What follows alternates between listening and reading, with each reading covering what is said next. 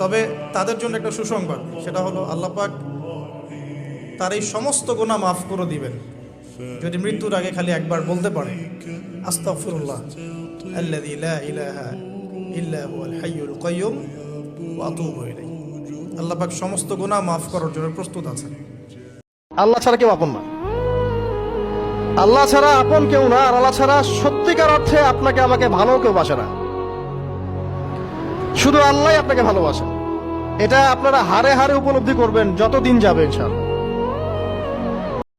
যদি দেখেন দোয়া আপনার কবুল হচ্ছে না দীর্ঘদিন ধরে, আল্লাহ পাকের কাছে ওযু অবস্থায় 2 রাকাত নামাজ পড়ে কিছু ভালো কাজ করে, মানে ধরেন একটু কুরআন তেলাওয়াত, একটু দান সদাকা, বা একটু আত্মীয়দেরকে দান সদাকা, বা একটু এতিমের মাথায় হাত বোলানো, বা দিনের রাস্তায় কিছু খরচ করে, কোন একটা ভালো কাজ করে হাত তুলে আল্লাহকে বলবেন, আল্লাহ তোমার সন্তুষ্টির জন্য আমি এই ভালো কাজটুকু করলাম। আল্লাহ তোমার তাওহীদের কালিমা লা ইলাহা ইল্লাল্লাহ এর ওসিলায় আমার দোয়াটা কবুল, ইনশাআল্লাহ তাআলা আপনি আপনার দোয়ার ফল পাবেন। পরীক্ষিত আমার জীবন। এই কারণেই হয়তো নবী সাল্লাল্লাহু আলাইহি ওয়াসাল্লাম বলেছেন, তোমার সবচেয়ে সেরা অধিকার পাওয়ার, মানে ভালো ব্যবহার পাওয়ার অধিকার রাখে তোমার মা, এরপর তোমার মা, তারপরেও তোমার মা, এরপর তোমার বাবা। তো মায়ের এই যন্ত্রণা শুধু মায়েরাই বুঝতে পারবে।